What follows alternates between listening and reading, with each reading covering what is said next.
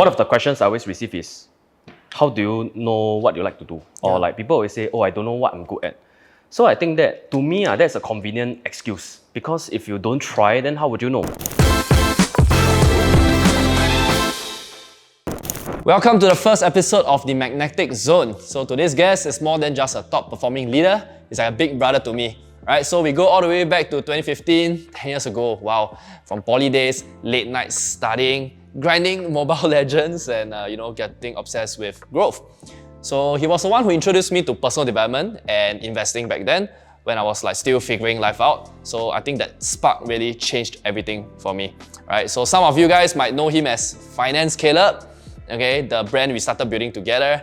But fast forward today, Caleb Tay is a senior director at IAFA, leading over 80 plus associates, mentored over 30 plus MDRTs, and hitting over 500k in income before graduating in NTU. Right? So what makes him magnetic isn't just the numbers, it's about how he leads with clarity, his conviction, and belief in his people. Right? So in today's episode, we'll unpack the journey, the pain, and the pivots, and the real story behind who Caleb is today. Right?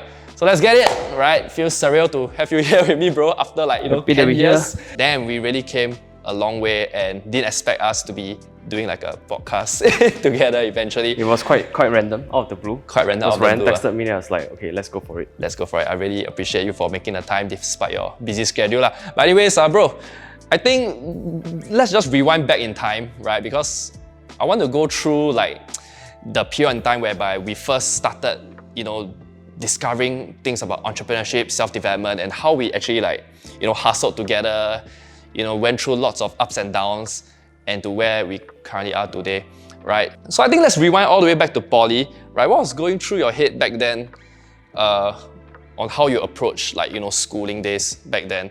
Because for me, when I was back in poly, I was a bit lost in life, a bit happy-go-lucky. So I approached school was just study. Okay, I don't even know if I studied that much. I just really go in the flow. But for you, I always remember you as a guy that always striving to hit full marks. Your GPA is always consistently not full marks. 4, quite hustling. So I was wondering what was your mindset when it comes to approaching, I don't know, poly, your school back then, right? And why is that why do you think you had that drive back then? Maybe I bring you back to before I went poly. So when I was in secondary school, I was in normal academic. So it was 5 years of studies and it was quite funny because when the day the PSLE result came out, I didn't even hit 200 points. Yeah, and at that point of time, I was thinking, where should I go to further my studies? And I had two options. The first option was to go to express stream, okay, or the other one was to go to a normal academic stream. And I chose normal academic because it was nearer to my house. Okay. Yeah, so that was a decision that I made. Debatable whether it's a good decision. And I went to NA. So when I was in NA, I was thinking to myself, wow, actually there were about 4 express classes and 2 NA classes. Okay. And I thought to myself, I'm not even average. I'm below average. So why choose a hood? Just play and just go through life and see where it goes. So I didn't do very well, especially my first 2 years of studies. I would say I was the bottom 10 by Sec 1 second to year. Sec 2 Yeah, Sec 2 I was the bottom 10. And I had to bring back the report book or report card to my parents and they have to meet the parents. At that point of time I was thinking, wow, actually quite jialat. Yeah, I got a shock myself also. I was like, wow, really I got to buck up. Yeah, and of course I made a decision that year that I need to be better. So Sec 3, I started to perform better and I went to POA also. I had a POA streaming and I started to do well in that area. So that was what led me to Ngee accountancy as well subsequently. Yeah, so I studied a lot. I did well for my NA, N levels. It was well, but not good enough to go into Ngee accountancy. Right. Yeah, I think I scored about 6 points, but my friends who went in were 4 points and 2 points. Crazy. Really? So low, man? Yeah, it's crazy. I didn't so 6 points, I got rejected from Ngee accountancy through this program called PFP, Poly Foundation Program. Oh, right. Yeah, so they offered me biotechnology, if I recall. Yeah, and of course I didn't want that. So then I went for O's and I did well and I went to Ngee. So that's where I landed up there. That's where I met Caleb as well. Yeah, so that's where we met in Which Year year one? one? Year Yeah, one? Year one. Yeah. When year one? 2015, right? It's Yeah. really 10 years already. Like, Oh, yeah. that's mad. But on hindsight, right, would you have chosen to go express, but to a maybe like different school? Well, people always ask me like, what are some things that I would have done better if I can on one time? But sometimes I also believe that everything happens for a reason. If back then I chose Express, maybe I would have mixed with a very different bunch of people. My whole network would be very different. Yeah, I would have met Ryan. Probably I go to like, I don't know, JC, or like, even if I went to poly, I would have been 1 year ahead also. Right. So I wouldn't have whatever I have today. So it's quite crazy. Sometimes one decision that we make will impact our entire life. So I would say no regrets. That's good, that's solid, man. So I think like back then in poly also, like when we first met, we were just like fooling around, playing a fool. But I just don't understand how when we play a fool, and then you still can score so well. So what was your like, I don't know, the secret, What's the work magic? ethic? Yeah. What's the magic? So just a background, I always like to share that in poly, I think my GPA was about 3.97. Because Yeah, perfect. last sem we went to, was it with you? I can't remember. Yeah, we went to Krabi together 2 weeks before finals. Oh, that wasn't with me. It was that in was a with trip. some other friends. So that was the semester I got about 3.7 or 3.8, I can't recall. Yeah, which put down the entire overall GPA. But I guess I was I say academics wise, I was doing pretty well, and at the same time went for a lot of camps. So I think in our whole Ngee career, I think we went for like more than 10 camps together. Many camps. And I went to 7 countries, all for free, mostly under scholarship. Furthest I went is California, and I worked in Hong Kong and Japan for 9 months. Speaking about the Hong Kong trip, right? Do you remember when I went to visit you in Hong Kong? Actually, I don't know if you know this, but that time in Hong Kong, right, when we like hang out one-to-one for like almost the whole entire day, went to hike mountains together. Oh yeah, when the dragon's back. I feel like that point of time was one of the turning points in my life also. Why is because I think back then when you were alone in Hong Kong, right, you were starting on a lot of your personal development journey, right? You were like listening to a lot of audiobooks, reading a lot of cool stuff, and then just basically like, you know, working hard as an intern, but during your own alone time, you also spend a lot of time developing yourself. And then when I went there just for fun, visiting you, and then you shared with me all of these like things that you're doing, which made me go like, oh wow, damn, that's interesting. And it made me feel that, you know, like I should really do something as well, you know, to really improve myself. I don't know if you know this, bro, but I think I know. I think you mentioned once or twice. yeah, because literally, right, before that trip, I was just like happy-go-lucky. I really had no strong purpose. But after that trip, yes, there's no strong purpose yet, but at least it gave me a direction to like, hey, you know, why not start, you know, personal development, reading some books. And you introduced me some books, you introduced me to audiobooks, which really helped me a lot. So after that Hong Kong trip, I was just like listening to a bunch of stuff, learned a lot of things, thought it was pretty cool. And then, you know, back then we were just like sharing one another, like, hey, what we have learned from this book, right? So like some certain books I discovered myself, I thought it was good, I went to share with you, and then you also shared with me, and then it was just quite cool, right? So I think that Hong Kong trip really like, thank you, bro, like serious, like what you shared with me that time was really, yeah, I think it was quite a game changer for me back then. I think without that trip, without that conversation, I don't know if I'll be like who I am today. Oh, so, that's a big sentence. Thanks for saying that. Yeah, so really after that trip, when of course we all started our personal development journey, right? We wanted to start businesses, be entrepreneurs, but we had no idea what we want to do. So yeah, maybe now we can just talk about that, right? How can we, like, you can share with the audience, like, how did we like go through that phase of just trying to figure things out, right? So for you, were you also like figuring things out, or you kind of already have something in mind, like you in your head, you already know that you're gonna do something related to finance, or is it just really like free play, exploring? Okay, so I think that Hong Kong trip that you mentioned, I mean, building up on that, it also impacted me a lot as a person. Because when I went to Hong Kong for 6 months, I had a choice. Either I stay with a group of friends or I stay alone. Yeah, and I decided to stay alone because on top of everything, I also want to be more independent, like doing my own laundry and everything. Well, guys, just to note, right, when I first visited him at his Hong Kong hostel, right, it was literally a shoebox. Yeah, so your hand is like that. Yeah, that is the width of the room, and this is the ceiling. Yeah, so it's a double-decker room. It's very, very, very small. It's crazy small. It's very expensive also, relatively lah. Well, it's quite crazy how we were like that back then. Yeah, crazy. Right. It's like I went in, right? It's literally just one shoebox space. Below is his table, and then on top is a double deck. Wow. Yeah, it's like handicap toilet like that. Maybe handicap toilet time 1.5 or around there lah. Maybe that's even the size. smaller than handicap toilet, It's bro. quite crazy.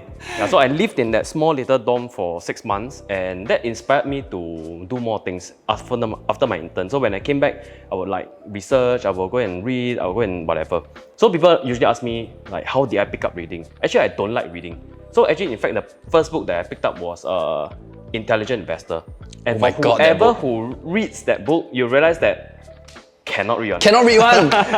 It's unreadable. Yeah, you'll see that it's like, oh my God, what is this book telling me? So after the experience, I tell myself, reading books is not for me. Okay, but it all changed where during one of my tram rides from my hostel to my workplace, I was just asking myself, what can I do during that travel time? And one of the things that Ryan mentioned was also, I picked up audiobooks, right, from Audible. And the first book that I listened to was Rich Dad Poor Dad. Yeah, so I remember that very clearly because after that book, I realized actually quite fun. Like the content was quite relevant and was quite good for me. Yeah. And from there, I started to just move on into different things. So I read broadly at the start, like personal development, finance, then generally we started to do all sorts of things. So one of the things I recall, I don't know if you still remember, was during NS. We signed up for a real estate course. Of course, I remember it was the first 1K that I spent on a random. No, I think more expensive than that. I think 1K, more 1K. I think. And Really, we sat on the spot. Yeah, it was a workshop that we went. Yeah, the property. Yeah, I heck? think it was more than 1K, if I recall. So one of the quote-unquote like ventures that we did was like, we wanted to do more. So we went to, I can't remember what platform we used, but it was like some online platform that you can go and learn. Then we just go down for this course and we just sat there and listen. And we just decided, okay, then we signed up for this course. Yeah, and we even went JB together. Oh yeah, it was, there's a JB segment. Yeah, so the whole central idea of this course, right, is basically to invest in properties, not just like condominiums, but small little boutique hotels along the high-speed rail, right, from Malaysia to China.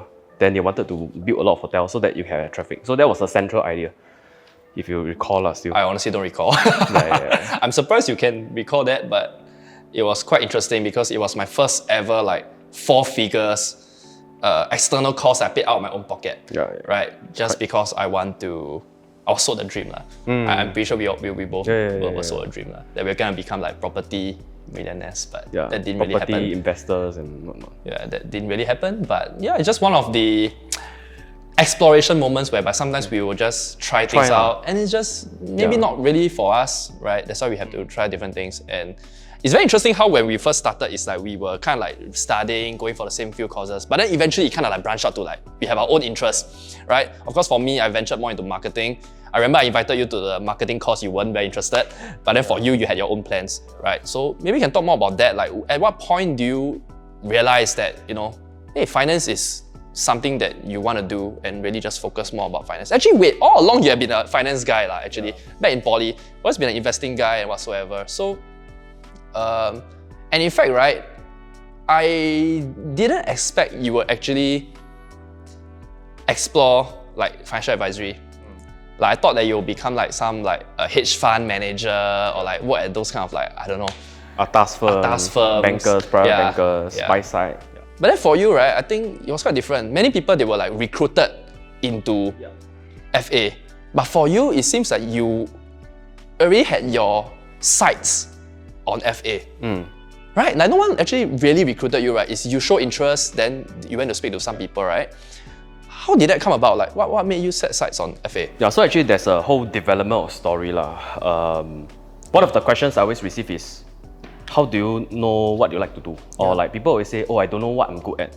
So I think that, to me, that's a convenient excuse. Because if you don't try, then how would you know?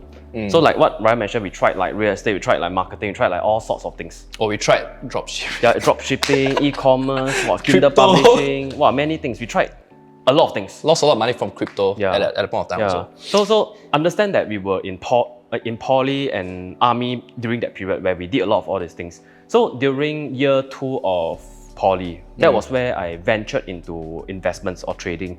Yeah, so I was with a few friends and we were thinking to build a side income. Okay, so we started to go online and see whether we can trade. Oh my god, I think I remember that story. Yeah. So oh my, please share that story. when I decided, actually, because back then I was working as a bartender, so I was paid like $15 an hour, and I was just looking for more lah. And so we topped up some money into the brokerage and started to trade. Okay, so for those who know, I traded the Nasdaq, on leverage, on margin. Okay, but back then I didn't know anything. Just buy lor, everything will go up. Just keep buying. So I think in that span of maybe 2 weeks, collectively we made more than $10,000, which were like a lot of money for us poly kids back then. Yeah, for poly kids, for $15 an hour. I recall back then when we were just like at the escalator at the mall, and then you were like, wow, now I can just buy anything I want. Like this shop, I want to buy this. Like bed sheet also can. I want to buy this. Like random ass, like gadget also can. Like we were just like laughing about it because it was just so surreal. Yeah, it was so surreal. At this age, that we could able to generate this amount of money. Yeah. So one fine day, for those who know, the unemployment report releases on Fridays. Yeah, but of course we didn't know anything back then. We were just leveraged long. And that night that report came out, it was unfavorable. Market took a strong dip, and I was just holding. We were just holding. So we were just looking at our account size, drop and drop and drop and drop and drop and drop. And if I recall correctly, it was around after midnight. Yeah, and we had the margin call, which means we wiped out every single cent in the account. Do you remember I was in the same room as you? Really, man? Yeah. When the whole thing unfolded, I was in the same room as you. But you weren't part of it, right? I wasn't part of the trading, investing thing that they were in, but I was updated about what's going on. Okay. And then I remember that time we were staying overnight at a friend's house. Oh yeah. We were at a friend's house. And then they were like just like panicking, and honestly I was just like clueless. I was like, guys, what's happening? Like I didn't know the severity of it, right, back then. Yeah, so we lost everything. Yeah. We lost everything. I didn't know they really lost everything. I thought they just lost like whatever that a bit of what they make lah. But then I remember that day at our friend's house. And then you were just like the mood was very solemn. Yeah, just like quiet. And then I was like, okay. Then for me, I'm like, okay, I just go back to studying. And then you guys are just like, yeah. So it was then that I made the decision that I need to get good in this game. Because if I can learn the mechanics of finance, if I can learn how to invest or trade properly, then probably I would have a good chance that next time my financial future will be stable, right? With the right knowledge. And after that was really the change. So through army, I was investing a lot into courses. So whatever online courses, guru courses, Udemy, I don't know what other platforms are there. We will just go and buy and we'll go and learn. So I was like a sponge during army. Yeah. Everything absorb, and particularly in the area of finance. So that was where my interest built up even more, and I doubled down on my learnings. And I felt that I really started to really have that knowledge gap between me and my peers. Like I was ahead. So it was during Army Year 2, where after my OCS, I went to unit, and I was thinking to myself, actually, what can I do? Since I have interest in investments, then why not I do something out of it? I bounced off this idea with some of my friends, and I say, okay, why not I create a Telegram chat? Oh, yeah, that legendary Telegram group. So I created a Telegram chat and say, okay, I invite my friends and friends of friends who are interested in investments, okay? So join this channel. Back then, I think when I first started, it was 20 people, and I was hosting some gatherings outside. If I recall, it was like, there's one good trade cafe, which is closed down today, and went to Kampai. We were hosting networking sessions there just to expand the community. So I was just sharing my investment experience and just sharing educational stuff regards to finance. Okay, then one fine day, COVID struck. Right. Yeah, so the pandemic came and the community started to grow, but we couldn't meet face to face anymore. And I think if I recall, it was a few hundred people by then already. So I was thinking, what's next? How do I build a community online? And I started to pivot to Zoom. Right. Pivot to Zoom. So we are having Zoom webinars every single week. It was like 100 to 200 people. And we hosted, if I recall, 2 to 3 times a week, right, to share more about investments. And at the peak, it grew to 2,000 plus members. And after a while, I felt that it was there's a lot of upkeep that was needed. Like people, like FAs coming into my channel and post like recruitment and all these things. So I was quite annoyed. honestly. Yeah, and Okay. people spamming, asking people to buy certain stocks, why it's good, because it was an open channel for communication. Open channel. Yeah, so at that point, I was thinking, how can I translate all these skill sets into a career? Yeah, and of course, when I went to NTU, I had a scholarship with UOB, just that I didn't feel that I really wanted to pursue corporate back then. Yeah, so when I look left and right, I want finance, I want to quote-unquote run my own career with no boss, then self-employment was the one that I went towards. And in self-employment and in finance, there's only one. So I thought to myself, wow, FA. FA. My biggest thought then was actually there's quite a bit of stigma. Yeah, I was about to ask, how do you overcome that stigma? Yeah. So when I first thought about that, then my immediate thought was that, wow, actually this space got quite a bit of like not so good reputation. And when I spoke to some of my friends, some of them questioned me and said that actually my academic background not too bad, and can go NTU, subsequently I can do many things. Then why FA? That's a common question that I normally get. So at that point in time, I told myself, I give myself a chance. Okay, I don't judge first, okay? Whether I can overcome that stigma or not, I don't know. Okay, so at the point of time, I started to look at different insurers. Yeah, I just started looking for agencies who can support me in this growth. So in totality, I went to 5 different directors. So I spoke to 5 different directors, asked them what they could offer me in terms of their agency, their systems, their culture, everything. Okay, and of course, there were many differences. And of course, there are some key things that I look for in an organization. A few things will be number 1, culture, a replicable system, and of course, mentorship, a mentor that is relatable. So these are some of the things that I was looking for. And of course, subsequently, I made a choice and I moved into this role. Right. Yeah, so that was during first year of my NTU studies. I was a full-time student and I was a full-time advisor. Yeah. I think one thing about you is just that wherever you were, like when you were building the community back then, I recall it was just really out of passion, right? Like you really just said that, oh, I just want to have a group of people with like-minded values and everyone to come together. It will be so cool, blah, blah, blah. Like you were just excited about this idea and back then you weren't even like in NFA yet and you were just building up all these things just because you want to value it to people, which I thought was very interesting, right? Like for me, I'm like, wow, you went through the whole effort to do weekly Zoom seminars just for fun. Yeah. But it's really like, pro bono. Yeah, it's really just something you did for fun. So I think you eventually managed to build from there, and then of course it kind of benefited your FA career as well. So can you just share with us, like when you first started as an FA, right? How was your first year like? Well, I started during NTU year 1, so I was balancing between school and work. I think that is one of the biggest challenge of a student advisor. Yeah. Year 1 was great. I did my MDRT in 3 months, so that helped me to create a head start. And of course, I started to do recruitment in my first year as well. So by the end of first year, I had about 10 advisors and also did my MDRT lah. First year, 10 advisors. Damn. Was it something that you originally planned to do, like building teams? Or when you first choose to join this career, is it more of like just like, oh, I want to, of course, like maybe service clients, focus on sales? Like, do you expect yourself building a big team, doing like leadership stuff? So I think it's a good question, and my answer is, before I joined the career, I knew what I wanted. Okay, which means I asked myself, how many hours do I have in a day? How many days do I have in a week? How many weeks do I have in a year? Yeah, and one word will come out, limited. So as much as I want to do everything myself, the impact will be limited. So before I even joined the career, I told myself, recruitment and management is something that in any business that I go, in any career, I would like to be in a managerial role. So that was at least my mindset. How big and everything, how fast, I don't know. But I knew that I wanted to be in this role one day. Okay, so when I first started, of course, my advice is always understand the rules of the game. Today, when you play football, you need to know where your kick is out, where the person can run to. Yeah. If you don't know, then this game will just be funny, like you don't know how to win this game. Okay, so like in financial advice, there are rules in this game, right? There's a sales advisory path, there is a recruitment and management path. And exactly what do you need to do at every step of the way to promote and to this and that. At the start, I told myself that I need to be clear of these rules so that I know how to quote-unquote play this game. Wow.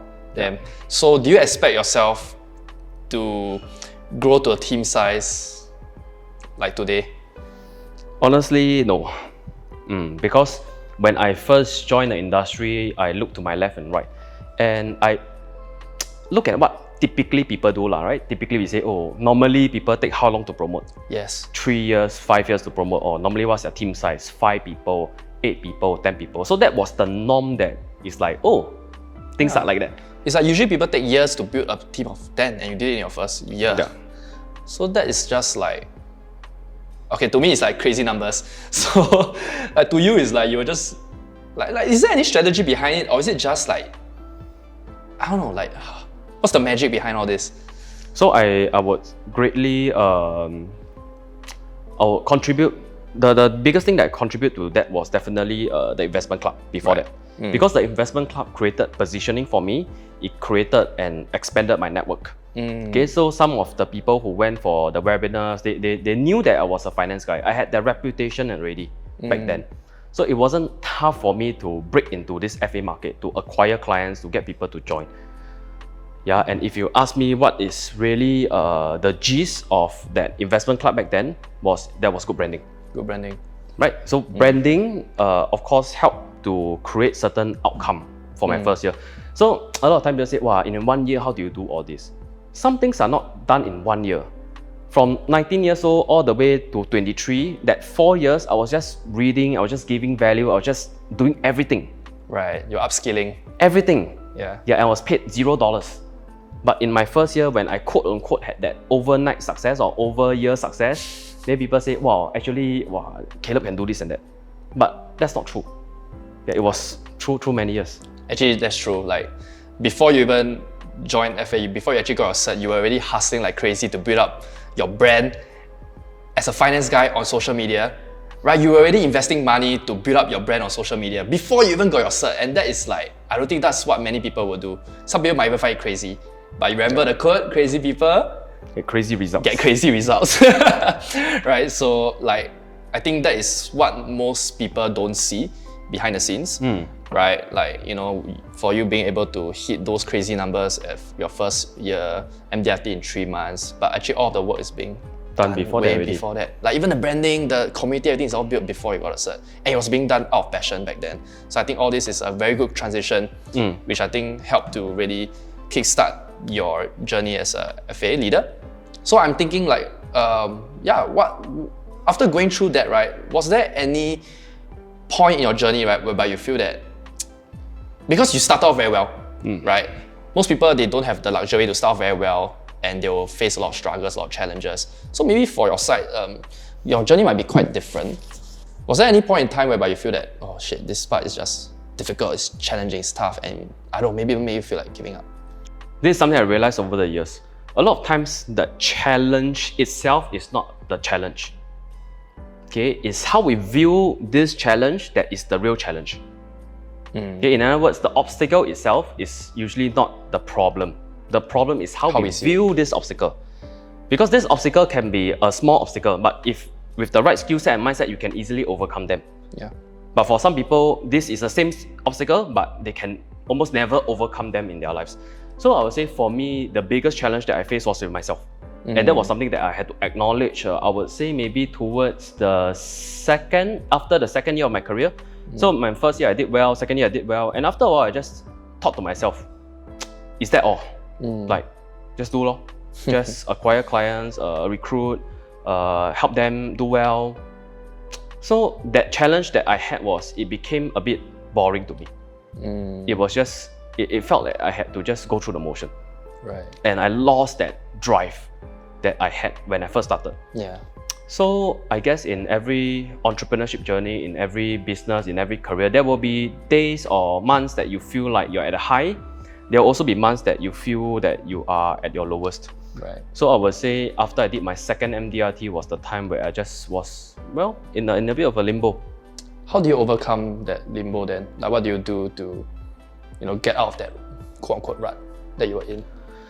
I always believe this, that self-awareness is a very, very, very important skill set. Because the higher you progress in life, there will be lesser and lesser people to tell you how you can improve. It's like one day when you become a very successful founder, people will come to you and say, "Wow, Ryan, how do you do this? How do you build this and that?" Hardly anyone will come and tell you, "Ryan, what are 2 areas you think you can do better in?" Like, no one will have this kind of conversations with you. So as I grew in my career, I also told myself I need to be very aware of what are some of my blind spots. Okay, and one of which is very common is being comfortable. Right. That means actually if I just do what I do well to acquire clients, to build, it will happen. The question is, do I want more? Right. So actually, there are a lot of people in the same industry as you, right, who has built their career to a point whereby they feel comfortable. Yep. Right. Maybe they hit their first MDRT, they start to have a team of like 3 to 5. Honestly, that's already decent income. Yep. Comfortable enough, right? But for those people who are feeling comfortable, or maybe back then you were feeling comfortable, what made you still want to push for more?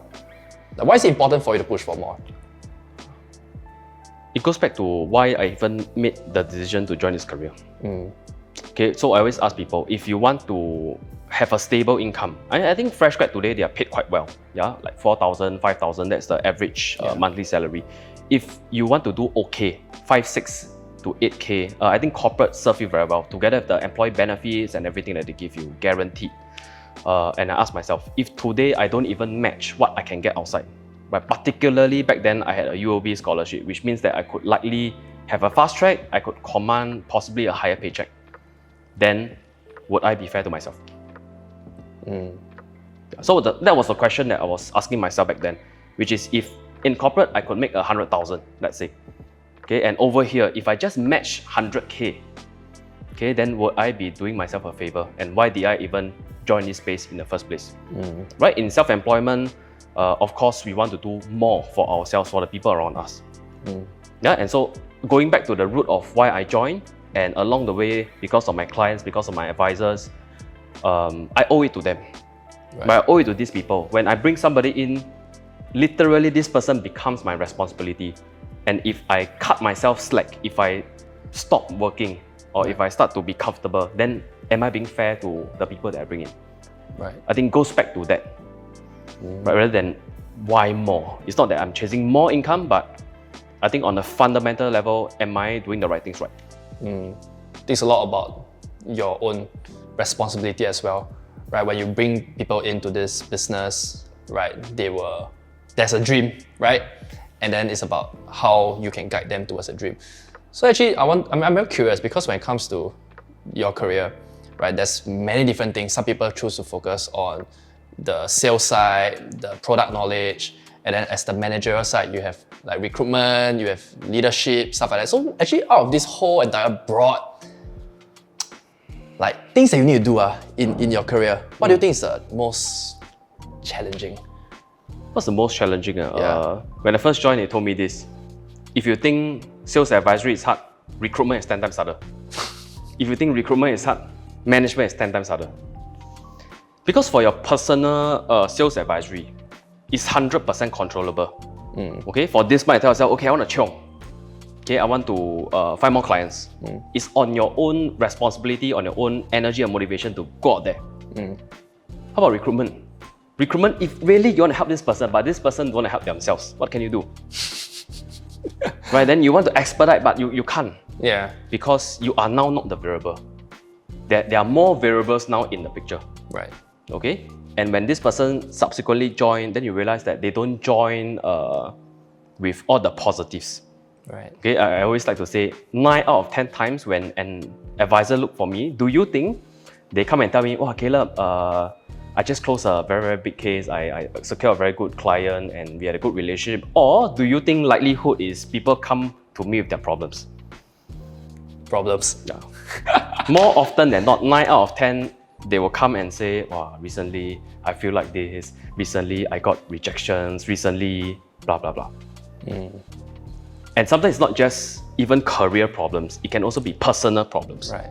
Yeah, with their family, with their loved ones, that affect their mood, their momentum, everything. So from A to Z, sometimes you will play a coach, a role of a coach. Sometimes you will play a role of a therapist. Yeah, it is literally like broad, everything. Yeah, right. So if you ask me what's the toughest, then surely management will be the answer. Management. Management, I believe you have to manage not just associates, but you need to manage leaders. Sure. So I think first of all is like, first, how do you find leaders who wants to build this with you? Yeah. So when someone joins, I think first we gotta ask ourselves, how are we leading these recruits? Okay? So there are 4 categories of quote-unquote leaders. Okay, first one is a mother hen. Okay, that means, Ryan, when you join, okay, I will teach you everything. Yeah. Okay, every step way, you let me know whether you are happy, whether you got any challenges, I will be sure to help you. When you fall down, I will also be there. Okay, when you want to do prospecting, I also prospect beside you. When you face rejection, I will help you to reply them. Okay, then that is a mother hen. Right, second group of quote-unquote leader is a friend. That means, hey, we brother. Okay, you come in, we chiong together, we do well together. However, if you just lead like a friend, there will be times where you will face challenges. For example, let's say today you run a meeting. Then Ryan's my brother. Then he say, hey, Caleb, wow, CB jam today. I'll be very late. Okay, yeah, you start first. And every time it's like that. And just because he's my friend, I give him a benefit of doubt. Like, never mind, take your time. Okay, then how would my other teammates view me as a leader? Then do you think there's a chance that my team will also start to be late because Caleb is okay with it? So that's the trouble of leading like a friend. Okay, third group of leaders are managers. That means they meet you. How's your sales? How's last week? How's last month? How many appointments do you have? Oh, why not you prospect more? Why not you do this? Why not you do that? Yeah, so they track numbers. They are very business-minded, business-oriented. And for some managers, they see you like a figure. You're a MP, you have manpower in that organization. Right. Yeah, and it's more transactional. And last but not least, the last group is leaders. Okay, leaders lead, leaders create leaders. So when I first joined, of course, I didn't know all these concepts. Yeah, at the very start, I was playing a role of a mother hen, I was playing a role of a friend, I was playing a role of a manager. Everything, all mixed, rojak like that.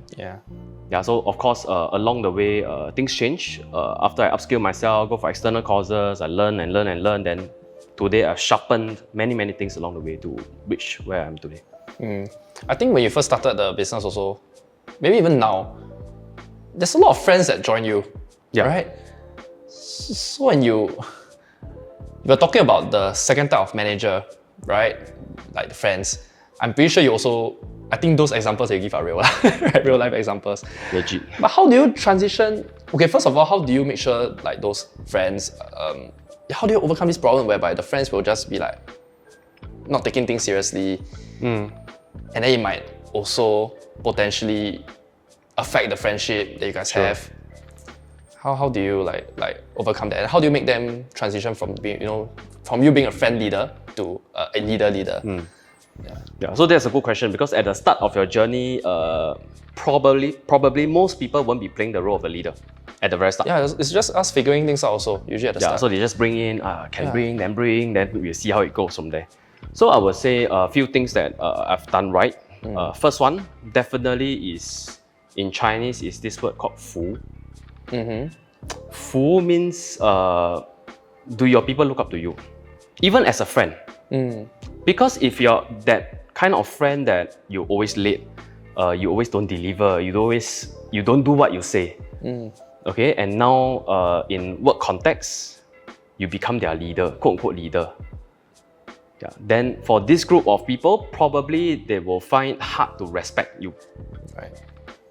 Okay, so even as a friend, I tell myself I need to be ahead. Okay, when I bring in my friends, I tell myself I need to create that, I call it value gap. That means today when they are learning products, for example, I need to be learning more than that. I need to be, I have to put in double the amount of hours. And that was something that helped me as well because I had people chasing behind me. Imagine today you're running and there are 5 lions chasing behind you. How fast will you run? So I literally felt that I was in that position. I was running and all my friends were strong players. Yeah, so they were also chonging, but I had to chong more, I had to do more. So that also helped me expedite a lot of my learning process and growth and everything. And of course, if you're ahead, generally speaking, 他们会服你. Right, they'll feel that, okay, at least I can learn something from you, there's value. Right. And of course, second thing is along the way, you have to manage expectations. Right. Okay, so for example, when let's say you're a friend, you're a dear friend, like brother for 10 years, and you're late, and you're consistently late. You see, if today I just say that, never mind lah, Ryan is like that one, or like all the boys been like that, it's okay. Question is, will I be doing you a favor or not? Right? If I just let you be like that, chances are you will have this behavior outside also. Like in your appointments, in important events, you will show up late and everything. Then, am I really doing you a favor, even as a friend? So, I learned this thing, which is having tough conversations along the way. Right. Especially with my friends, because I care. Did that cost you any friendship? Luckily, no. Really did it well? Luckily, no. I guess it's not about the what. Most of the time, it's not about what. It's not about whether you should have these conversations with them.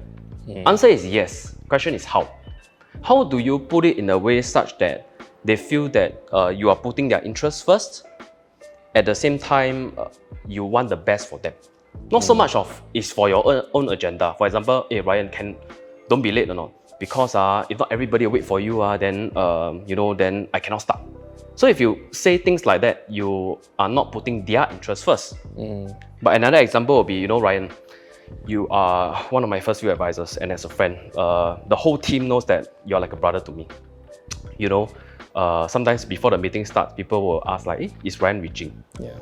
So I don't know if you know Ryan, but actually your presence makes a huge impact. And actually these people are looking up to you. So in that case, won't you think that all this reputation you have built up over the years, it will be a pity if, let's say, because of your late coming, then people view you otherwise. Yeah, so as a friend, as a mentor, as a leader, I want to make sure that I let you know of this issue. Probably you already know, right? Just that I got your back. I want you to know that of course, every time this happens, as much as I can put in good words for you, there's also a limit to that. Right. Okay, so can you help me to help you? Help me to help you. Yeah, so I guess it's the how you do it such that they feel comfortable, and at the same time, they know that you have their best interest at heart. Right. Wow, that's really profound. Like, the way you frame it is different from what people usually do. That's like what's in it for them. Yeah. Right, that's an important lesson for us leaders to take note, yeah? Right, but actually what do you think is the key factor for you to grow to 80 plus advisors today? Because for you to hit 80 plus in 5 years, right, is it one of the fastest? Like pretty damn fast, right? Yeah, I will guess so, generally speaking, compared to other teams. Yeah, so what do you think is the main reason of this speedy exponential growth? Well, I guess there are many parts to it. It's not like you do one thing, then you get there. True, people always ask me what's that secret sauce. But it's like a whole platter of things that you must do right.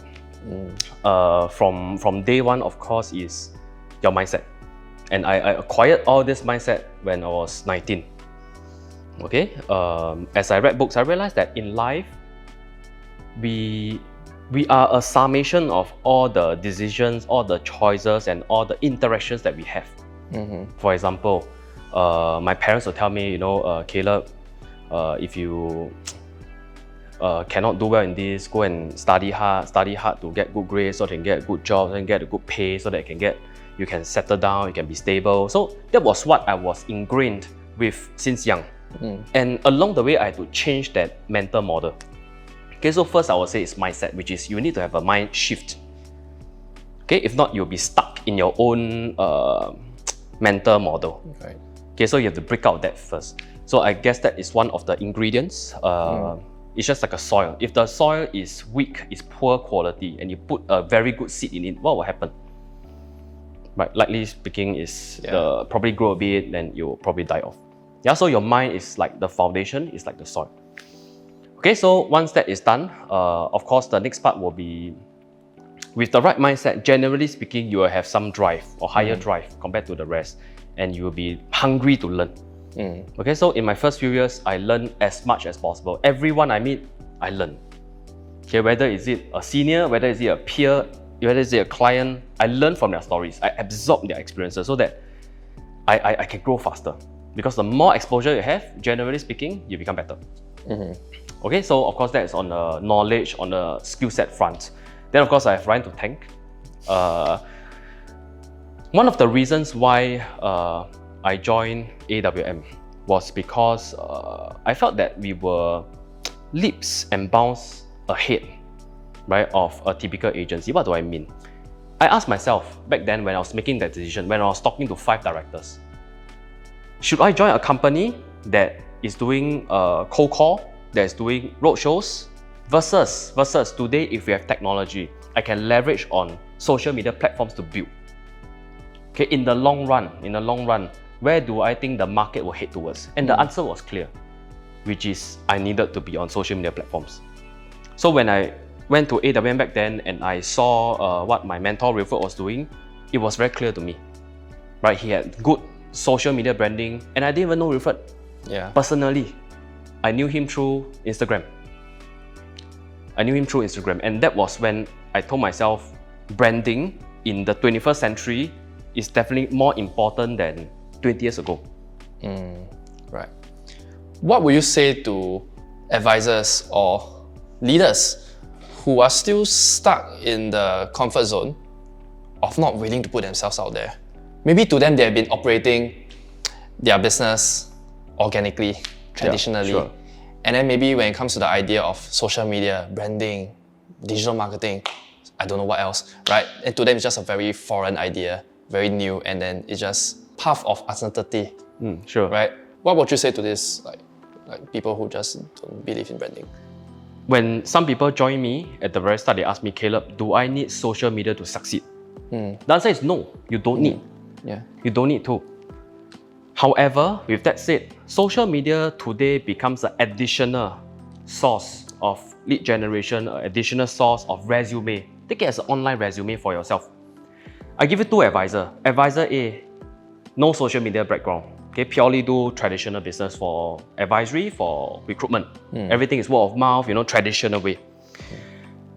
Advisor B, also do their activities, at the same time they have some form of branding. Okay, in the long run, in terms of, let's say, referability, let's say today Ryan wants to refer me a client or refer me a candidate. Likely, the candidate will ask Ryan, so who is this Caleb guy? Can you share more with me about Caleb? Ryan just has to, oh, this is his IG page. Oh, this is LinkedIn. Oh, this is his whatever. And the person will see for themselves. It's like, oh, okay, interesting. Okay, and sometimes it also set up as a pre-frame for the person before they go into the meeting.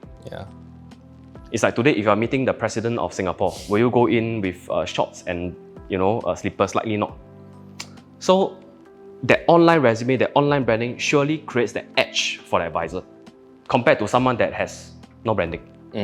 Okay, so in short, you don't need branding to succeed. However, branding can give you the edge. And especially so in a competitive, in a quote-unquote saturated, in a crowded market. If you have branding, don't you think that it will help you create that edge, and that edge could create more results? I think most people, when it comes to doing branding, they'll often feel stuck of like, oh, I don't know what's my branding. I don't know what is unique about me. I don't know what interesting stories I can share. I don't know who can I target, right? So for you, maybe can you share like what is, how do you figure all this out? Like, you know exactly who you want to target. You know exactly what kind of stories to pull out, to share, to inspire others. I think all this can eventually help to build out your branding as well. Sure. So to start, I like to use healthcare industry as an example. Today, if you want to be the best surgeon in Singapore, do you think you just graduate and you get there? No. Likelihood is probably you serve in hospitals. Likelihood you become a GP. So I see myself at the start, as a GP, general practitioner, which means I learn everything first. Okay, at the start when I start social media, I just do everything. I don't know what market I want, what kind of content is good for me, I don't know.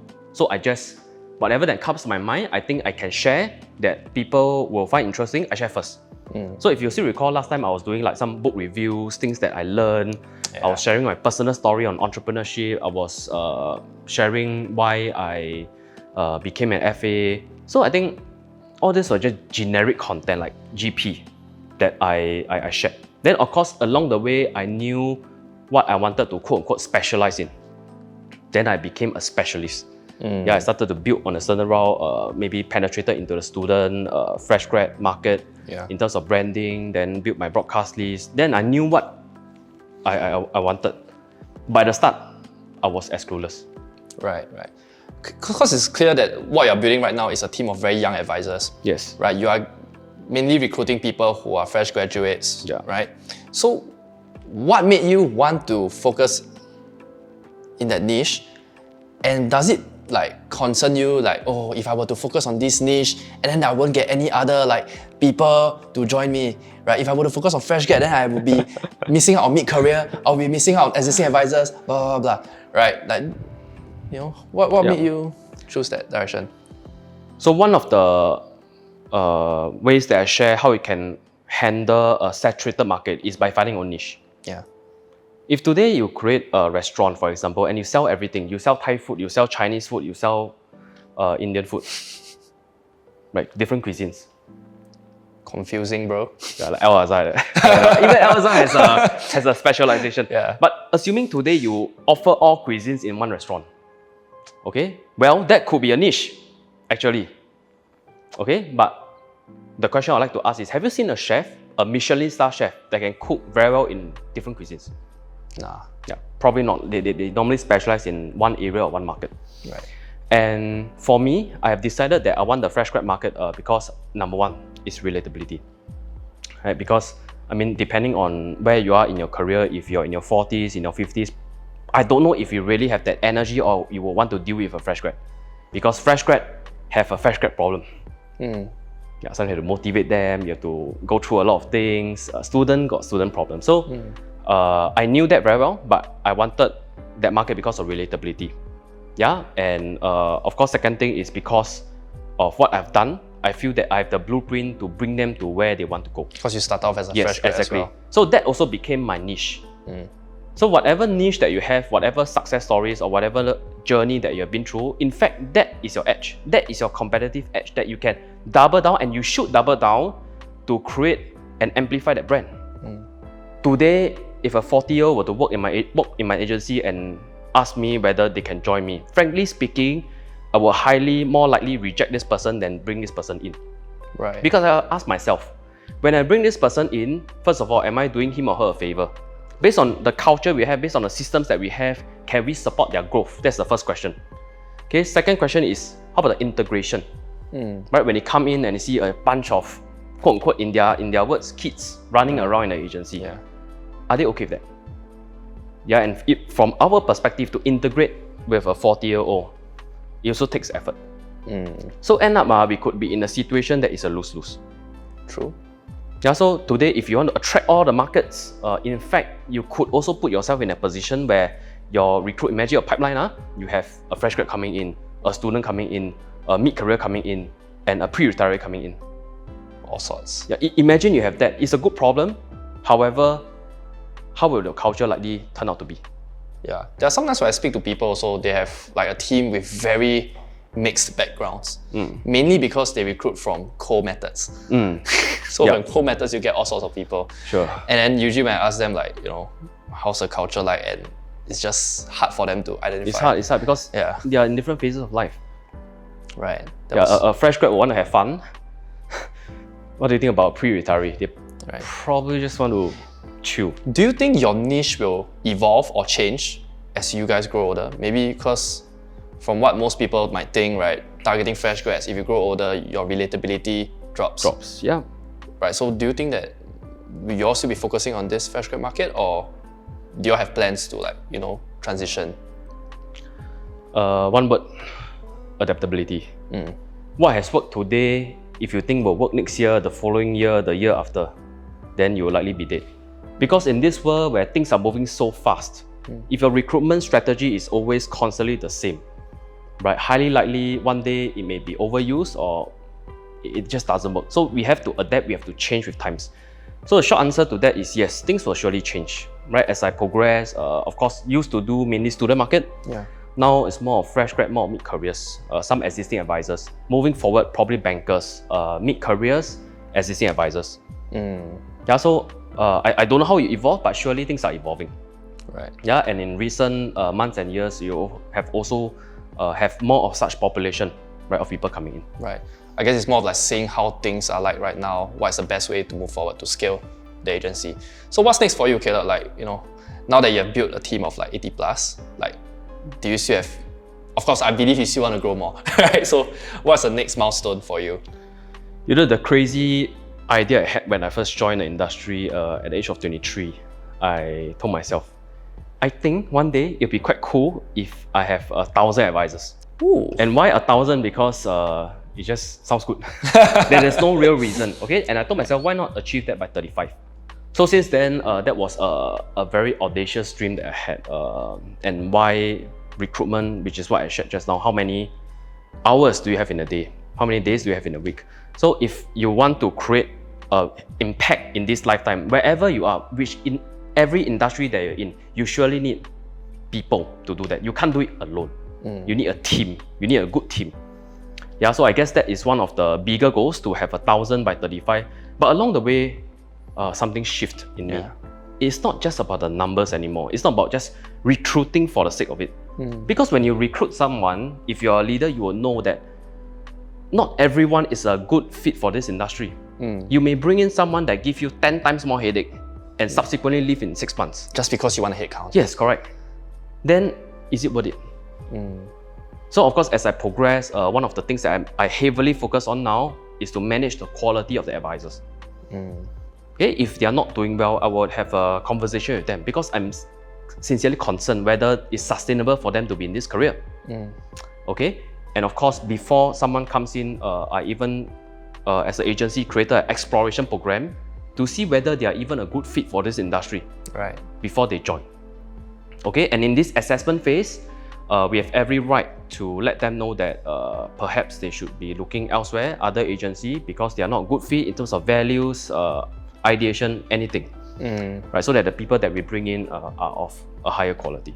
Right. So yeah, what kind of like values do you all strongly look for when it comes to a highly qualified candidate for your context? Okay, I mean there are many, but if there's one thing, then surely it would be drive. Why? Because when they come into self-employment, they are not working for someone. I'm not their boss. Okay, I'm a partner. I'm a senior that has walked the path. I will show you, maybe you turn left or turn right when you go in front. Right? However, they must want to do it themselves. So the last thing that I want is I bring in advisors that need me to babysit them. Then it becomes very draining for me, and that is a very low value that I can offer them. Right, so I would say drive is at the top of the list. Noted on that, drive. So, all right, I think as we wrap up, any final things you would like to share to, you know, aspiring leaders out there who is looking to build a team, or existing leaders who, you know, it's kind of like having a stagnant growth, but, you know, trying to hit that breakthrough. Like is there any like just last words, advice that you'd like to share with them? Okay, maybe I share by sharing with this story. Manager versus a leader. Today you're in a forest. You're like busy finding your way out of that forest. Okay, and you're busy fighting fire, you're busy putting out fire. Okay, and it's a very messy environment, very chaotic, very high paced. As the manager, they'll be thinking, how should I proceed and move forward to get to my destination? Okay, they are focused on that journey. Okay, however, when you do that, sometimes you could be too microscopic. That means, are you really doing the right things? Okay, they are just in the game. They're just working hard. They're putting in the hours. But when they get there, they realize, the result is not what I expect. Leaders in the crowded forest, what do you think they'll do? They will actually climb up to the highest tree To see. to see whether are they first in the right jungle. Okay, and to see the big picture of things and decide, okay, in the general direction, are we moving in the right pace, the right direction? If yes, we continue. When you do this assessment, sometimes you realize, more often than not, you could be moving sideways, or you could pivoting really even without knowing. Yeah, so in this context, work smart. Don't just work hard. Working hard today is not sufficient, if you ask me.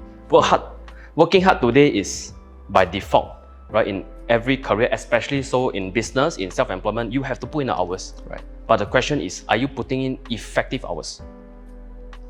Okay, so if you climb to the top of the tree, you look at the big picture, sometimes what it also means to you is, what is that 1 to 2 choke point that you have that will create the exponential growth for you?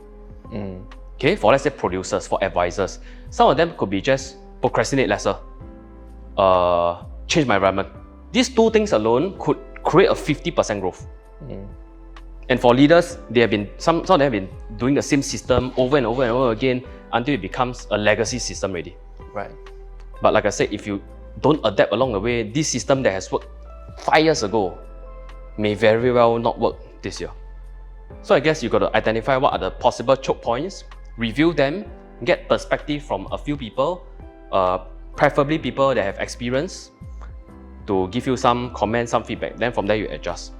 And once you get over that choke point, most of the time, the way ahead is clear.